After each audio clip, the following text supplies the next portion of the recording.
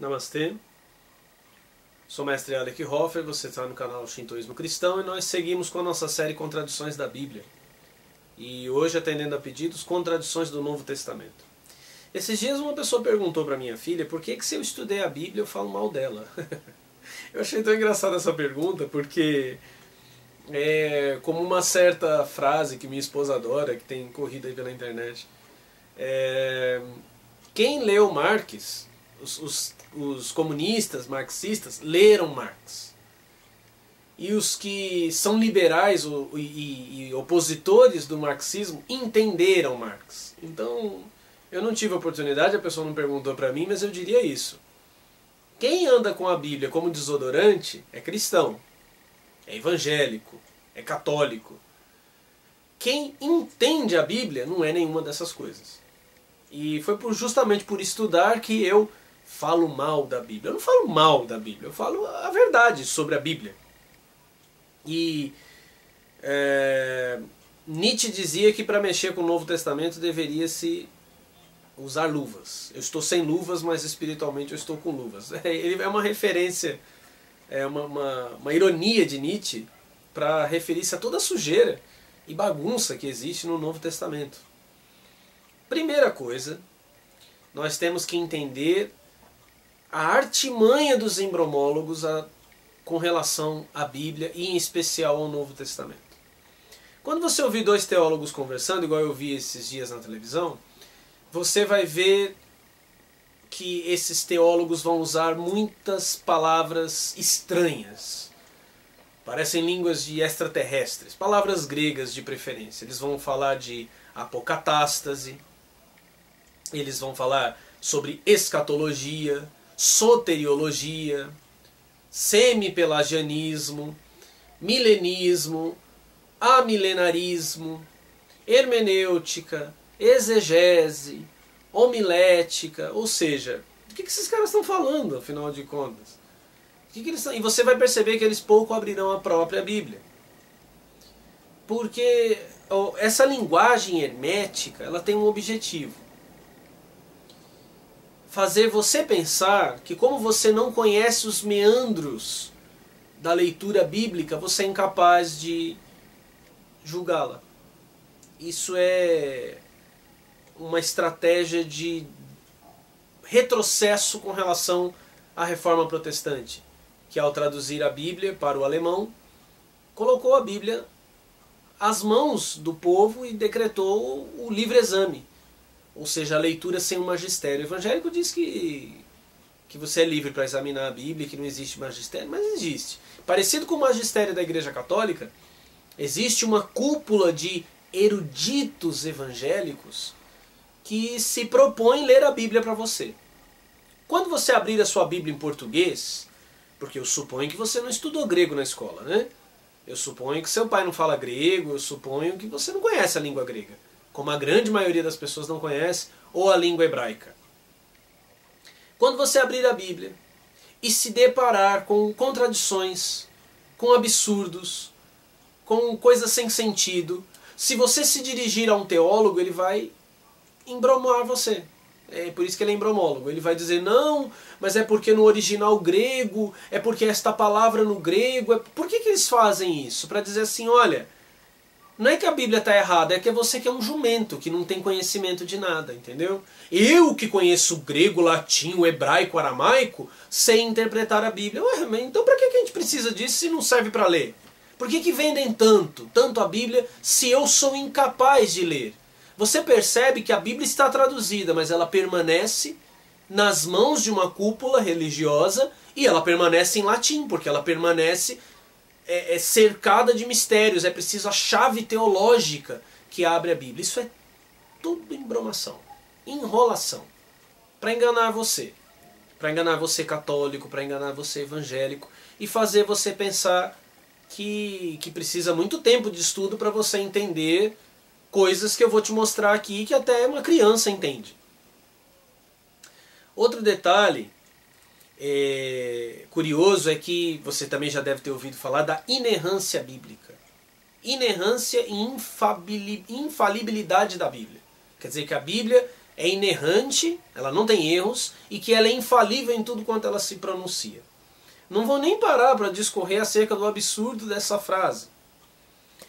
Primeiro, essa doutrina da inerrância ela é extremamente recente. Ela data do mesmo período do surgimento do fundamentalismo nos Estados Unidos, anos 50, 60 e 70.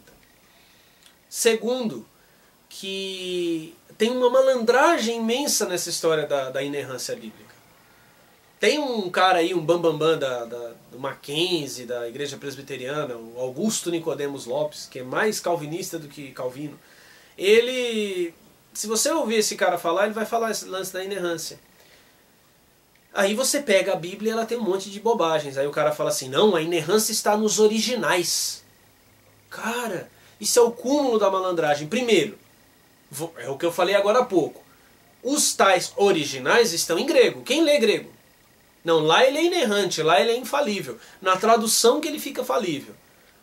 Já é para se suspeitar de Deus, porque Deus conseguiu conservar inerrante a palavra dele em grego. Traduziu, ele não é capaz. Ridículo. E segundo, não existem originais. Nós não temos, ninguém possui os autógrafos originais, que é assim que eles são chamados. O que nós temos são cópias de cópias. Quem consegue dizer então, sem nunca ter tido um documento original do Novo Testamento nas mãos, que o original é inerrante? Quem? Ninguém. Ninguém viu esse original. Ninguém conhece esse original. Absurdo. Outra coisa que os apologistas gostam muito de falar aos quatro ventos é que o Novo Testamento é o documento mais bem atestado da Antiguidade. Aí eles citam lá 5.000 cópias, mais de 5.000 cópias do Novo Testamento. Aí eles comparam com o Timeu, aí eles comparam com a Ilíada para dizer que, então, se o Novo Testamento não tem validade, você deve jogar fora os clássicos e tal. Isso é conversa evangélica. Primeiro a lançar esse mito foi um cara chamado Norman Geisler, que, se você não conhece, ele escreveu um livro chamado Dúvidas, Enigmas e Contradições da Bíblia, no qual ele tenta, ridiculamente, responder todas as dúvidas, enigmas e contradições da Bíblia. É um livro gigante e chato demais, mas que virou a verdadeira Bíblia dos apologistas, né, que defendem a inerrância bíblica. Vamos desfazer o mito, embora nos próximos episódios do Contradições do Novo Testamento eu vou falar com mais detalhes sobre isso. Mas vamos desfazer os mitos. Até o momento, 2015, existem 5.800 manuscritos do Novo Testamento. Não sou eu que digo isso. Os próprios teólogos e especialistas em manuscritologia reconhecem entre 200.000 e 300.000 diferenças entre esses 5.000 manuscritos. Ao ponto de alguns teólogos dizerem que não existe um único manuscrito parecido com o outro. Destes 5.000 manuscritos, só 2,8 remontam à Idade Antiga. Idade Antiga, mestre Alec, explique. Idade Antiga até o século IV. Século IV, quando encontramos manuscritos inteiros do Novo Testamento. Porque recuando até o século II, e antes do século II nós não temos nada, recuando ao século II nós temos fragmentos, às vezes microscópicos. O fragmento mais antigo do Novo Testamento chama-se P52. Ele data do século II, é o mais antigo. É um fragmentozinho, microscópico, com João capítulo 18 e alguns versículos de um lado e João capítulo 18 e alguns versículos do outro. Confiabilidade pura. E os outros? Porque se 2,8 são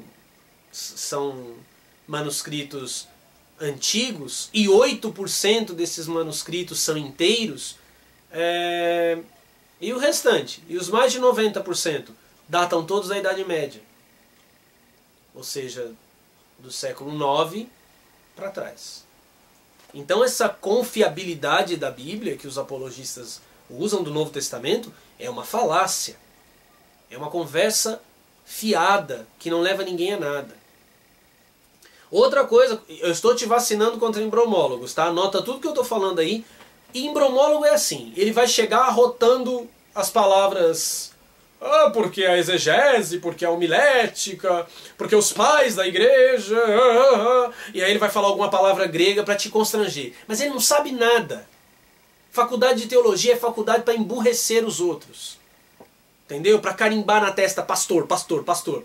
Então eu estou te vacinando. O embromólogo chegou, você joga umas 10 aí, ele sai correndo. Sai correndo mesmo. E se esconde lá debaixo da saia do pastor dele. Da saia do pastor, observe. Outra coisa que ele vai vir jogar para cima de você para te enrolar são os manuscritos do Mar Morto, das cavernas de Qumran. Os manuscritos do Mar Morto não têm absolutamente nada a ver com o Novo Testamento. Nenhum texto do Novo Testamento foi encontrado lá. O nome de Jesus não foi mencionado em lugar algum, em manuscrito algum. E de novo, quais manuscritos? O que mais tem entre os manuscritos do Mar Morto são fragmentos. Eles vão falar de Isaías.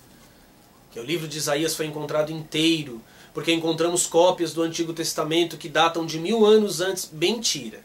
Encontramos fragmentos que datam de 1000 anos antes das cópias até então que se possuía. O livro de Isaías está completo e mesmo assim ele data de 150 a.C. Não serve para justificar nem novo, não há Novo Testamento lá, e nem o Antigo Testamento. E é muito interessante porque existem cartas da revolta de Bar Kokhba entre os manuscritos do Mar Morto, que aconteceu em 132, e os judeus acreditavam que esse cara é o Messias.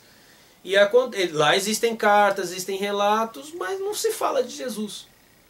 Fala dos essênios, que teoricamente eram contemporâneos a Jesus, mas não de Jesus.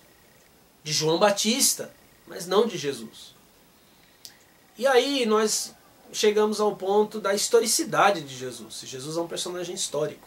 E chegamos à conclusão que não importa. O que nós temos histórico no Novo Testamento são as epístolas de Paulo. Paulo escreve para comunidades mais ou menos históricas, né, mais ou menos reconhecíveis, citando e tratando de momentos mais ou menos reconhecíveis historicamente. E mesmo assim as epístolas de Paulo também não têm uma unidade confiável. E como Paulo fala de Jesus? Ele fala de Jesus em termos mitológicos. Ele fala de Jesus como espírito, não como pessoa. Então, o que a igreja busca, o que a teologia procura, o que as igrejas e religiões fizeram com Jerusalém, Jerusalém foi ocupada pelos judeus em 1967, final da Guerra dos 6 Dias. E desde então começou-se a gravar os lugares onde teoricamente teriam acontecido as histórias bíblicas. Se você pegar uma boa enciclopédia bíblica, você vai ver Nazaré. Ninguém sabe onde foi Nazaré. Existe uma suposta Nazaré agora. Magdala, de Magdala, né? Maria Magdala, ninguém sabe onde é. O Monte Nebo, onde Moisés teria morrido, ninguém sabe onde é esse monte. Né? Existem várias teorias de onde seria o monte. Isso porque toda a Bíblia é um livro de ficção. Os teólogos, grosseiramente, eles se dividem entre ortodoxos e liberais. Grosseiramente, tá? De modo bem aglutinante, assim, resumido, eles se dividem entre ortodoxos e liberais. Aí os ortodoxos não aceitam algo que os liberais fazem, que é chamado de crítica das fontes e das formas. Eles tentam identificar o público-alvo para o qual o livro foi escrito, o contexto histórico no qual o livro foi escrito. Os ortodoxos leem a Bíblia como verdade revelada de ponta a ponta, né, e fazem muito pouca crítica, né, na verdade, ao texto. Os dois estão errados. O teólogo liberal está errado, porque ele pressupõe que a Bíblia tem contexto histórico. Não tem contexto histórico. A Bíblia tem contexto literário. Ao invés de você ler o livro de Isaías e ficar se perguntando, para quem Isaías escreveu? Em que reinado Isaías viveu? Você tem que procurar o contexto literário. Daniel é uma bagunça, o livro de Daniel. Historicamente é impossível traçar uma cronologia do livro de Daniel. Então como que eu interpreto, como que eu enxergo as profecias de Daniel? Daniel é um personagem literário falando num contexto não histórico, mas também literário.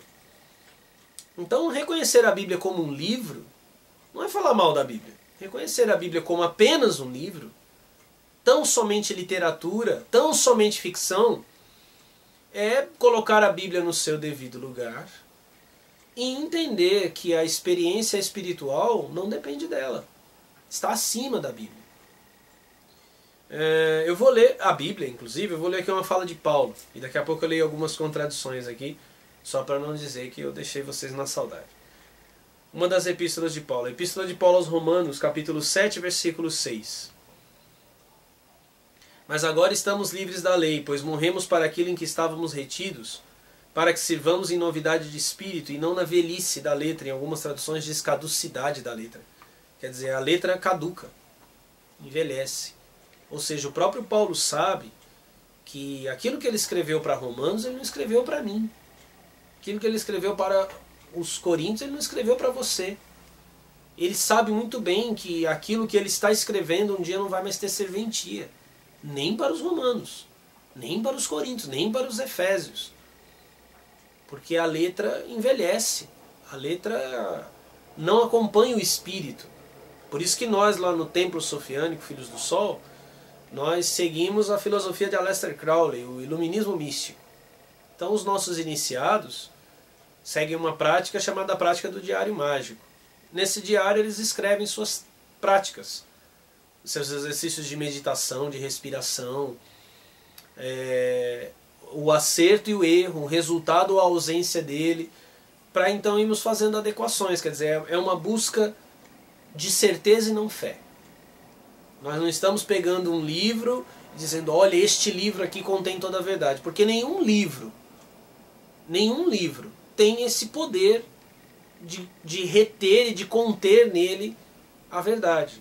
E por muito tempo, bem menos tempo do que parece, como eu disse, anos 50, né, a Bíblia tem sido imposto este fardo de ser a palavra de Deus.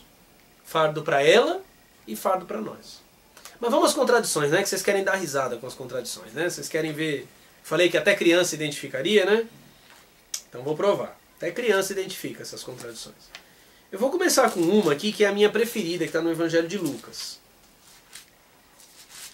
E aí tem gente que fala que eu sou muito chato, que isso não é uma contradição, que é onde que eu estou vendo contradição aqui, tal. Mas você vai ver. Você me diz se é contradição ou não. No Evangelho de Lucas, no capítulo 4,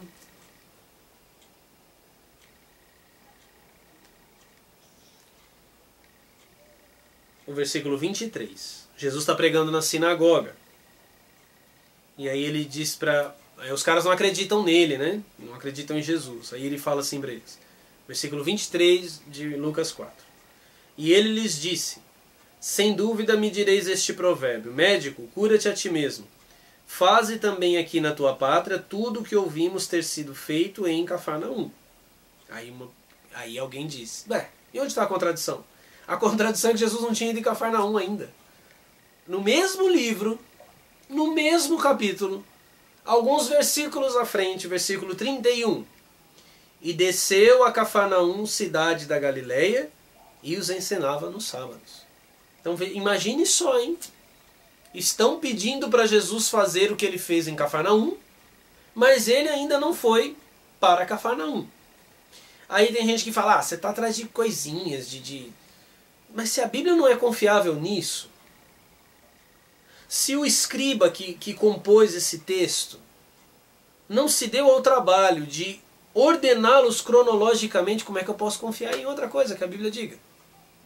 Se ela erra nessa besteira, nessa bobagem, se ela se equivoca aqui, como é que ela pode ter a resposta para a vida eterna?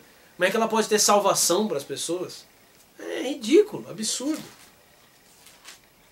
Mas aí você, defensor ardente das Escrituras, pode estar com muita raiva de mim e dizendo que eu estou vendo coisas, né?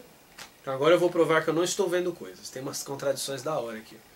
Mateus capítulo 28. Vamos contradição por contradição agora, hein? Mateus capítulo 28, versículo... Eu vou juntar duas contradições aqui, tá? Todas relacionadas à ressurreição de Jesus. A ressurreição de Jesus. Se não sabem aonde que Jesus pregou, em que hora que ele pregou, aí quando diz que ele ressuscitou dos mortos, ele fala, ah, é, ressuscitou, o corpo saiu, o cara foi lá e enfiou o dedo na ferida dele. Pense nisso. Capítulo 1. Aliás, versículo 1, capítulo 28. E no fim do sábado, quando já despontava o primeiro dia da semana, Maria Madalena e a outra Maria, duas Marias, foram ver o sepulcro. E eis que houve um grande terremoto, porque um anjo do Senhor descendo do céu chegou, removendo a pedra, e sentou-se sobre ela. E seu aspecto era como um relâmpago, e a sua veste branca como a neve. Primeiro aqui já é coisa de filme, né? Desce um raio, empurra a pedra, o anjo senta na pedra. Só que Jesus já saiu do túmulo, né? Estranho que... Não sei porque ele empurrou a pedra se Jesus não vai sair. Ah, ok. E duas mulheres, Maria Madalena e uma outra Maria foram ver o sepulcro. Isso eu li Mateus capítulo 28. Vamos ver Marcos? Vamos ver se existe um anjo luminoso, em forma de raio. Marcos capítulo 16, versículo 1. E passando o sábado, Maria Madalena, Salomé, eita, apareceu mais uma. Era Maria e outra Maria, agora é Maria, Salomé e Maria, mãe de Tiago, compraram aromas para irem ungí-lo. Outro absurdo. Se já faz mais de 12 horas que ele está morto, vão ungir o corpo dele em putrefação para quê? Não faz o menor sentido. Aí diz que no caminho elas se perguntam, né? Eu estou acelerando porque ler a Bíblia é muito chato, né? Ainda elas se perguntam, oh, nossa, quem vai remover a pedra para nós? Aí versículo 4. E olhando viram que já a pedra estava revolvida e ela era muito grande. Aqui o anjo de raio não aparece e não senta na pedra. E entrando no sepulcro viram um jovem assentado à direita, vestido de uma roupa comprida e branca, e ficaram espantadas. Está vestido de branco, mas não brilha. Não tem cara de raio. E é um jovem, quer dizer, um adolescente, talvez até uma criança. Não sentou na pedra, sentou dentro do túmulo. Então aqui já são 3 mulheres. Não tem anjo em forma de raio. Elas não vêm ele empurrando a pedra, ele não senta na pedra. É um carinha, um molequinho dentro do túmulo. Tem contradição ou não? Quem está certo aqui no relato? Por favor, teólogos, expliquem isso aí para mim. Imbromólogos. Mas não me enrolem, não vem me falar de exegética, de homilética, que isso não me interessa. Eu quero o que qualquer criança seja capaz de ver. Lucas capítulo 24. Versículo 1. E no primeiro dia da semana, muito de madrugada, foram elas ao sepulcro. Elas, daqui a pouco eu digo quem. Levando as especiarias que tinham preparado. E acharam a pedra do sepulcro removida. E entrando, não acharam o corpo do Senhor Jesus. Então agora, a pedra já está removida.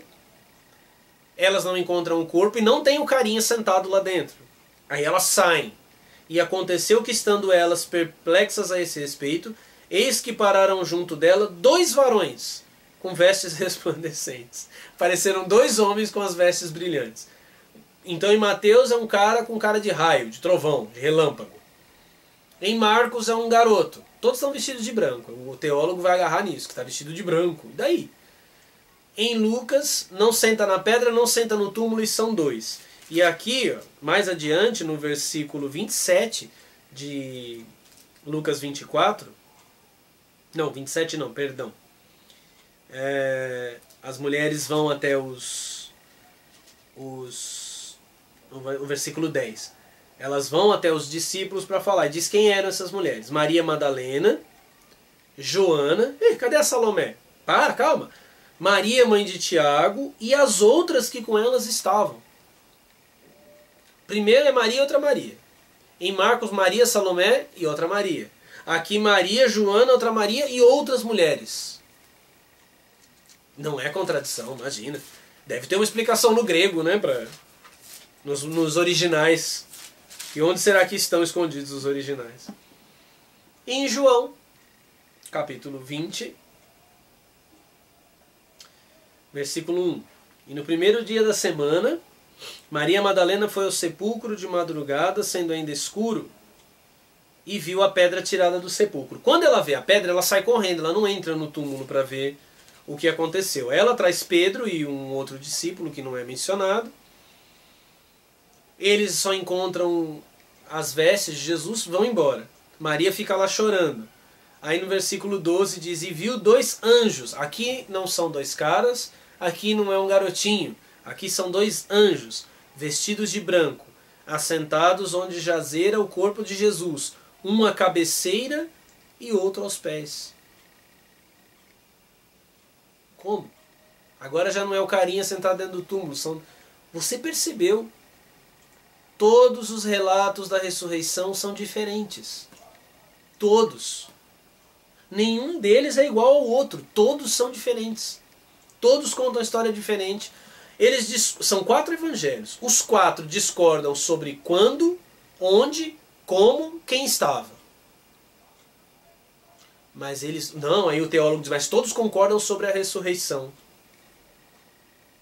Se eles não sabem dizer quem estava, se eles não sabem quem foi no túmulo, quem estava no túmulo, como que foi a remoção da pedra, por que eles estão certos sobre uma coisa tão incrível quanto a ressurreição de um homem que está morto? É de espantar, né? Quer ver? Eu vou ler uma outra besteira aqui. Aí você vai falar, cara, você é chato demais, mano. Você lê a Bíblia pegando essas coisas, não é possível. Não, na verdade é possível. Porque importa. É importante. A Bíblia formou a mentalidade do Ocidente.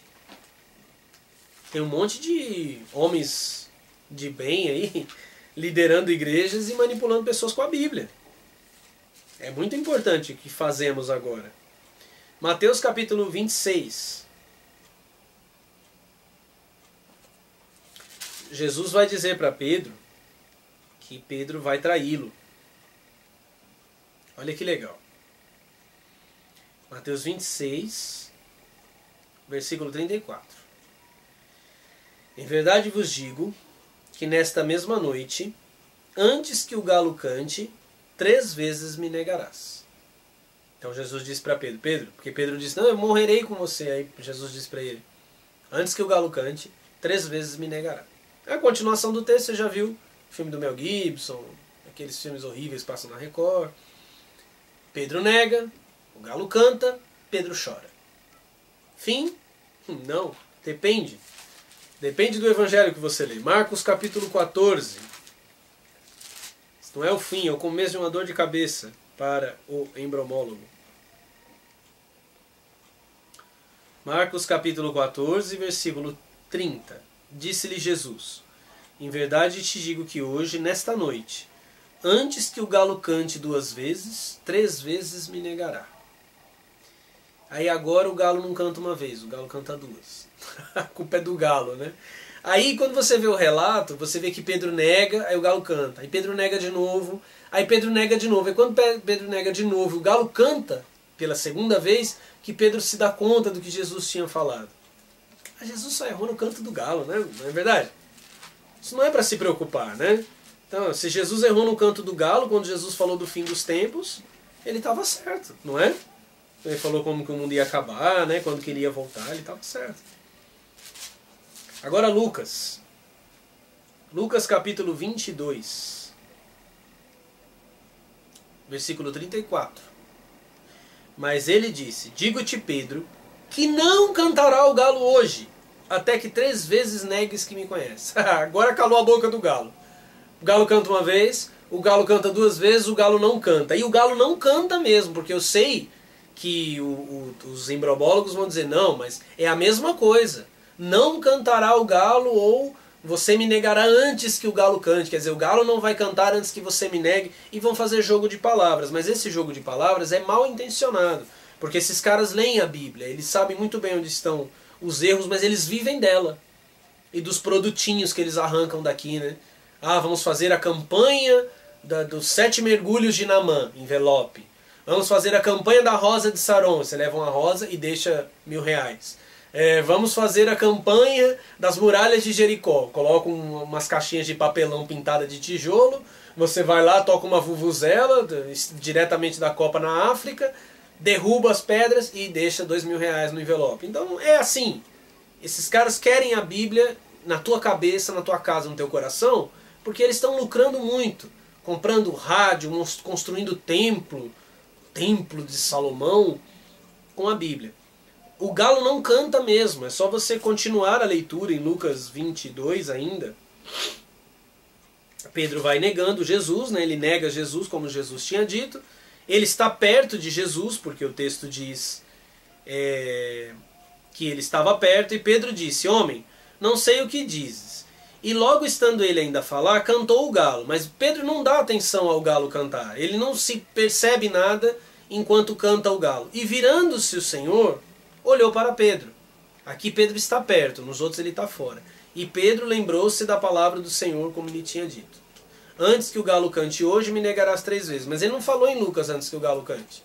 Em Lucas ele disse: não cantará o galo. Então quer dizer, agora que o autor de Lucas está escrevendo, mas ele já não toma por referência nem o evangelho dele. Ele toma por referência um outro evangelho no qual ele está se inspirando. Porque foi isso que aconteceu com a Bíblia. Sabe quando saiu o Código da Vinci? E aí saiu milhares de livros contra o código e a favor do código? Todo pastor, todo católico escrevia livros a favor. Todo esotérico, todo cara místico ligado a alguma ordem dizia que já sabia de Jesus, Maria Madalena e defendeu o código. Então os evangélicos contra, os místicos a favor. Foi o que aconteceu com os evangelhos. Jesus ficou famoso, tipo Harry Potter, né? Fez sucesso. Quem foi que pensou na história não importa, alguém pensou e começou a formar comunidades que viviam em torno desses livros, e aí um monte de gente começa a copiar esses mesmos livros. O cristianismo inicial era extremamente fragmentado, como ele é hoje, né? As igrejas não se entendem. Elas se juntam no mesmo espaço físico na hora de marchar para Jesus, mas ninguém se entende. Você ligar a TV, no sábado de manhã na Rede TV, hora após hora é uma igreja diferente. Mas se estão todos pregando o evangelho, não precisava cada um ter um horário, né? Se juntam todos, compram uma TV e pregam todos lá. Por que você não pode deixar esse programa sair do ar? Porque nós estamos pregando o evangelho. Sai do ar, tem outro pregando o evangelho também. Mas não é sair do ar. Levar pessoas para a sua igreja, receber as ofertas delas, os dízimos delas. Foi assim que os evangelhos foram escritos, para juntar comunidades que se cercavam em torno desses evangelhos. Então Lucas, nesse momento, ele não olha nem para o evangelho dele, ele olha para Marcos ou Mateus, que ele tem à mão, foram escritos antes, e aí ele menciona não o que ele escreveu sobre o galo, ele menciona o que Mateus escreveu sobre o galo. Mas na fala dele o galo não cantaria. Tanto é que Pedro não se liga no galo. Pedro não se liga no galo, ele se liga no olhar de Jesus. O que é até estranho, né? Porque Pedro está ali negando Jesus e nos outros evangelhos ele não está. Jesus não está vendo, Pedro não está vendo Jesus, nem Jesus está vendo Pedro. Dá para confiar? Pergunta a você. Dá para confiar? Vou mostrar mais uma, tá? Para você dormir feliz com a palavra de Deus. Só que agora se você tiver com a Bíblia na mão, você vai ter que abrir a Bíblia em 2 lugares diferentes ao mesmo tempo. Se não, você anota e vê depois. Ok? Ou confia em mim, só. Só confia nas minhas palavras. Eu vou ler um pedacinho da genealogia de Jesus aqui. Que tem 2, né? Tem uma genealogia em Mateus e tem uma genealogia em Lucas. E elas são monstruosamente diferentes. Vou ler primeiro aqui, eu só vou ler alguns nomes da genealogia, tá? Porque ninguém merece ler genealogia. Lucas capítulo 3, o verso 23. E o mesmo Jesus começava a ser de quase 30 anos, sendo, aí algumas bíblias têm um parênteses, como se cuidava filho de José. Esse parênteses é uma glosa.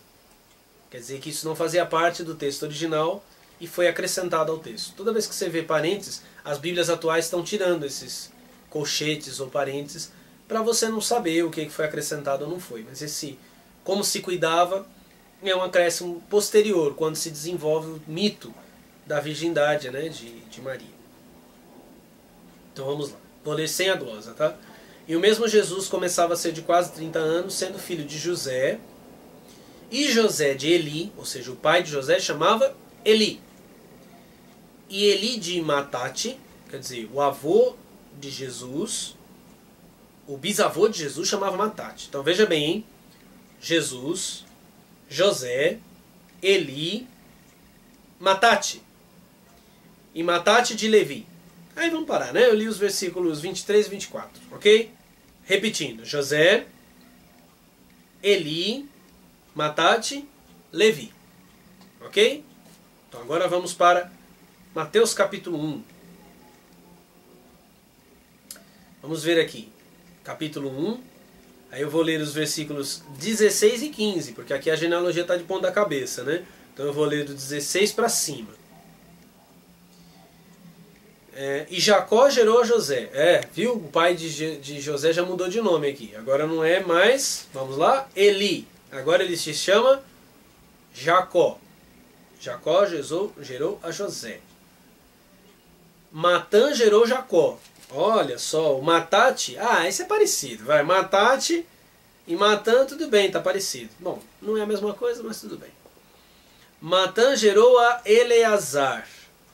Matate gerou Levi. Você percebeu? Os nomes mudaram.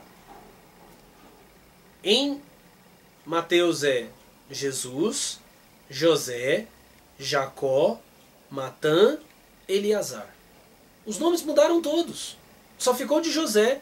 Nem o Matã e Matate, por mais parecido que seja, não permanece.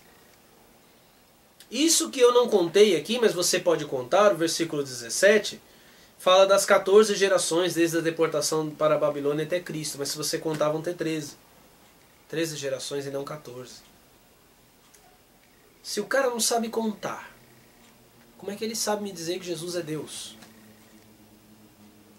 Se a pessoa não sabe quem foi ao túmulo, quem estava no túmulo, como é que ele vai me dizer que Jesus ressuscitou dos mortos? E se eu não acreditar, se você não acreditar, você vai para o inferno. O que é o inferno? O que seria o inferno? É o poço de fogo lá que Deus criou para quem não acredita na confusa Bíblia. Não quero deixar você com a impressão equivocada, ok? Não sou ateu. Acho que o ateísmo é tão limitado quanto o teísmo. O ateísmo fala como fala também o ideólogo evangélico, o erudito evangélico. O erudito evangélico diz assim, você não tem habilidade para compreender a Bíblia. Você não tem as ferramentas embromológicas. E o ateu diz assim, minha mente sonda todos os cantos e rincões do universo e minha razão responde a todos os enigmas não respondidos. Então não sou ateu e não acho que o ateísmo seja o caminho, embora reconheço que principalmente que ateus sofrem muito preconceito. Ele é tratado até como se não fosse humano, né? Não estou metendo pau nos ateus, não. Acho que é muito difícil para uma pessoa nascida no Brasil, no mundo ocidental, acreditar em Deus. A não ser que seja muito demente, porque você é enganado o tempo todo. Você vê absurdos ligados a Deus, a divindade, a Jesus o tempo inteiro. Então é mais sadio. A opção ateísta acaba se tornando mais sadia, mas não acho que por ser mais sadia seja a opção, seja concreta. Acho que ela flerta com o mesmo absolutismo de um cara que nunca, por exemplo, nunca viu um original do Novo Testamento dizer que ele é inerrante. Mesmo que ele tivesse o original nas mãos, como ele poderia dizer que ele é inerrante? Percebe o que eu estou falando sobre lógica? Ele teria que ter uma mente capaz de observar todo o acerto e erro em todas as camadas dimensionais, em todos os cantos do universo. Ele teria que ter uma compreensão absoluta de tudo aquilo que pode ser compreendido para pegar um livro e dizer este livro não contém erros. Nenhum ser humano é capaz de fazer isso. E eu acho que o ateísmo esbarra no mesmo ponto. Porém, nós no Templo Sofiânico Filhos do Sol queremos que as pessoas experimentem, não acreditem. Então você pode chegar lá ateu e pode até continuar ateu.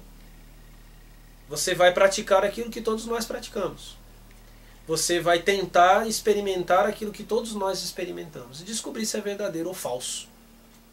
Você pode chegar lá com dúvidas, como eu já recebi muitas pessoas com dúvidas, com incrédulas, céticas. Eu não tenho problema com ceticismo.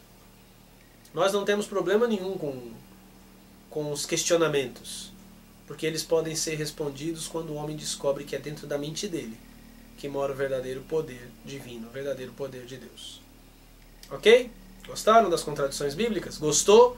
Curte o nosso vídeo, se inscreva no nosso canal. Logo, logo eu volto falando sobre mais contradições do Novo Testamento, porque tá assim, ó. Vamos nos deliciar de contradições do Novo Testamento. Escreve para nós, novoeon52@gmail.com, ou entre em contato com o administrador do canal. Não deixa de curtir o vídeo e se inscrever no canal, senão o diabo puxa teu pé e te leva pro inferno dos crentes, hein? Namastê, muito obrigado.